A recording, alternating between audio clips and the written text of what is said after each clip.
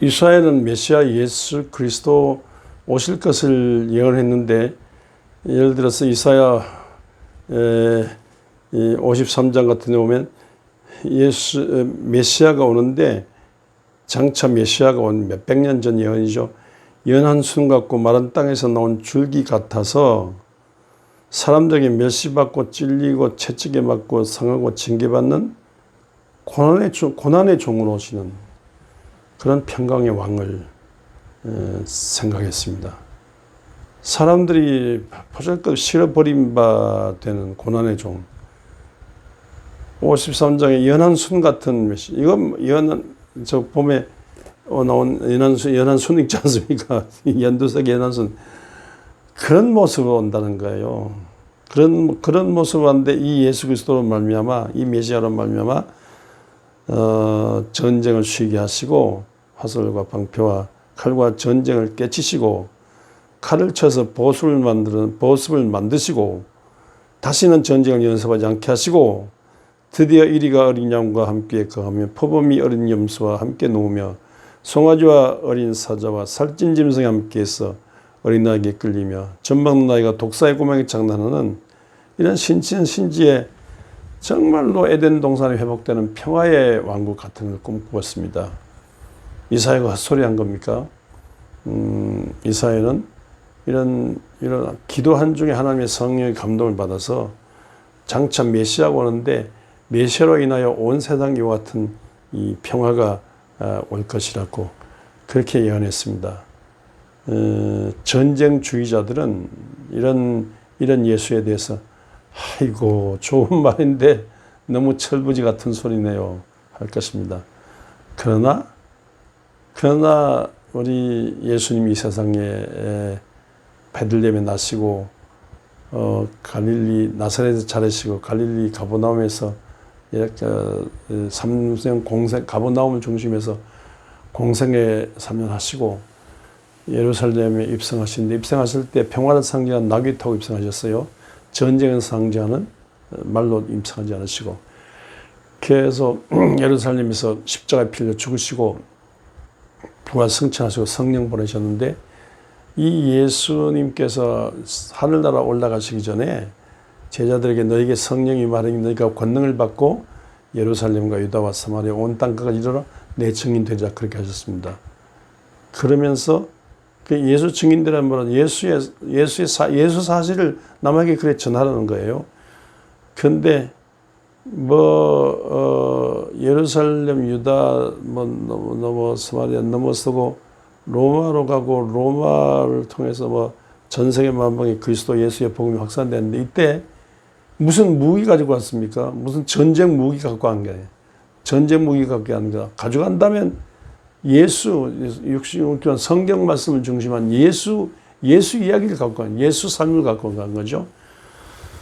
그런데 이렇게 했는데 전쟁을 많이 했던 나폴레옹 같은 경우 가만히 나중에 유배 가서 생각해 보니까 모든 전쟁 영웅들이 전부 이 세상을 다 칼과 총으로 지배하려고 했다면, 나사렛 예수는 총 한 자로 칼 한 자로 없이 이 세상을 다 지배했다는 거예요.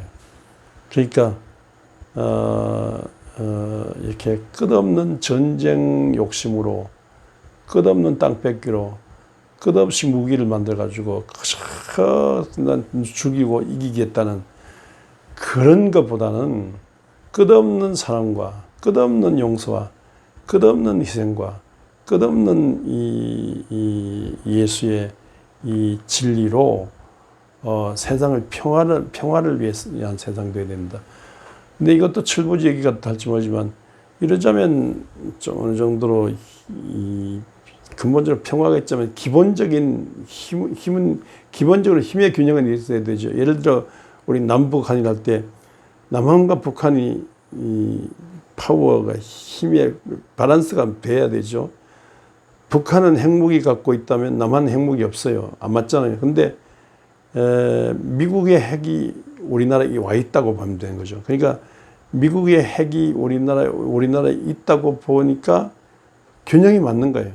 그리고 어느 정도 군사력 균형이 맞아요. 그러니까 남한과 북한이 균형이 맞으면 균형이 어느 정도 시속 게임처럼 균형이 맞으면 균형이 맞은 상태에서 더 이상 자꾸 군비 경쟁에서 전쟁하려고 하지 말고 균형이 맞으면 이 상태에서 어떻게 하든지 전쟁 안 하려는 노력을 해야죠. 서로 오가며 살고 김대중, 노무현, 문재인 이런 분들이 심지어 박정희 대통령한테도 이월학 정보부장 보내가지고 어떻게 하든지 남북 불가침 조약을 맺었지 않습니까? 우리 형제가 아닙니까? 불가침 조약을 맺어서 왕래하며 살고 또 스포츠 교류도 하고 뭐 문화적인 교류하면서 이렇게 서로 만나고 살고 이러면서 선의 악으로 갚으려고 하지 말고 선으로 갚고 사랑하려고 애쓰고 주려고 애쓰고 북한의 노동력과 남한의 기술이 만나는 개성공단 모델을 한번 봤지 않습니까? 이렇게 서로 죽이기 위해 사는 것이 아니라 서로 살리기 위해 살아가는 평화적인 교류를 애쓰는 그리스도적인 이 사랑과 진리 이렇게 평화 교류를 하는 이런 모습으로 살다 보면요, 우리 시대 통일은 되지 않아도 서로 이렇게 자꾸 서로 우리 형제가 아닙니까? 동족이지 않습니까? 강대국이 전쟁시킨다고 해서 전쟁한 거, 6.25 한 거, 이거 진짜 우스갯감이지 않습니까? 어릴 때 뭐 닭싸움 시키듯 어른들이 닭싸움 시키고 개싸움 시키고 하듯이 어른들이 애들 싸움 시키듯이 강대국이 싸움 시킨다고 해서 싸움하는 거, 이건 말이 아니지 않습니까? 이제 제발 이러지 말고 6.25 같은 거 하려고 하지 말고 이제 좀 서로 만나며 사는 이런 노력을 해. 우리가 살아있다면 사는 노력을 하지 않습니까? 우리가 살아있다면 저 거대한 땅덩어리에 비해서 우리는 작은 땅인데 작은 땅에 살면서 어떤 게도 전쟁 생각하지 마. 전쟁이란 전자도 꺼내지 말아야 돼. 어떻게 하든지 같이 전쟁하지 않고, 우리 시대 통일 안 돼도 좋아요. 전쟁하지 않고 같이 사는 이 노력을 해야 돼, 이 노력을. 그리고 평화를 위해서는 아무리 돈을 써도 괜찮아요. 전쟁을 위해서 돈을 많이 쓰려고 하지 말고, 돈이 다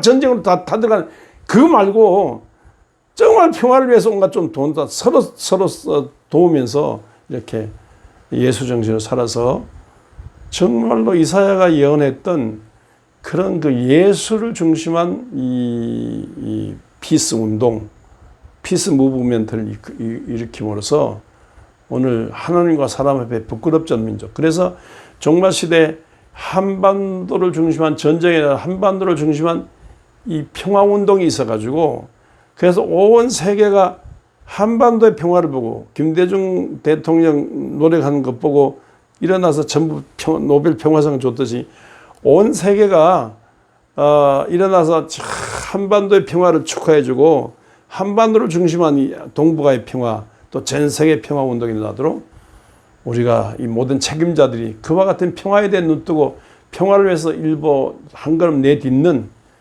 그런 전국교회는 이 평화 피스메이커의 주인공 되는 교회가 되고, 그래서 하늘과 사람 앞에 부끄럽지 않은 한반도의 교회, 하늘과 사람 앞에 부끄럽지 않은 평화 문화 강국으로 일어나는 그런 일이 나도록 정부가 노력하고 우리 모두가 노력할 수 있기를 주의 이름으로 축원합니다.